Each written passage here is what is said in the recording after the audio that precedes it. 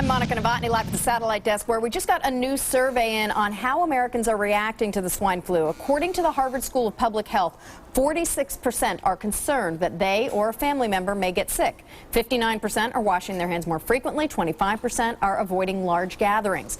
Right now, hundreds of schools are closed across the country to reduce the risk of infection. Joining me live from San Jose is Byron Garrett, Chief Executive Officer of the National PTA, which is currently meeting in San Jose. So, Byron, schools seem to be doing this obviously on an individual basis. Some are shutting down, though, even if there is only one reported case. Do you think that the nation's schools are reacting to the outbreak appropriately?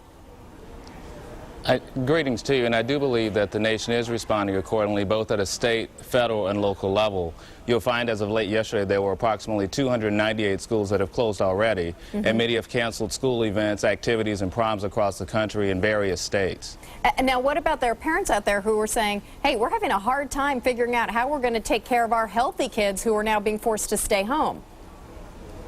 Well, and that's a critical piece. So what we hope parents are doing is working in concert with their local school officials and developing a contingency plan. So in the event you find out that your school is going to be closed, more than likely that also means daycares or other facilities like Head Starts may also be closed. So parents need to begin preparing at this particular moment. And while we hope that they're being cautiously optimistic and aware, this isn't the time to move into extreme panic mode either, recognizing that only 298 schools, which is significant, but it's certainly not as it could be. You know, I walked by a preschool just the other day in my neighborhood, and what they had set up, this is an area in a neighborhood where there's not been an outbreak, but nearby in Queens in New York there have been the outbreaks, obviously. I'm wondering, what they had set up was a table right in front, and they had a sign that says do not enter the school area until you have disinfected your hands, and they've got all those Purells and the different bottles out, so as soon as you walk in the door you've got to do that. Is that what schools should be doing now if they're not in the center of an outbreak?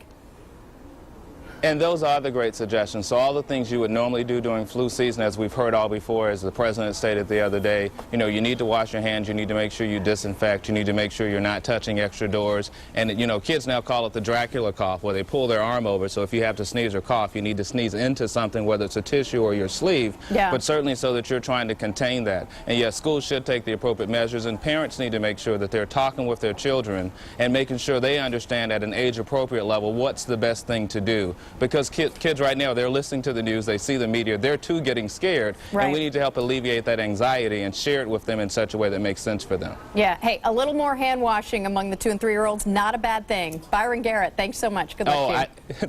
Thank you.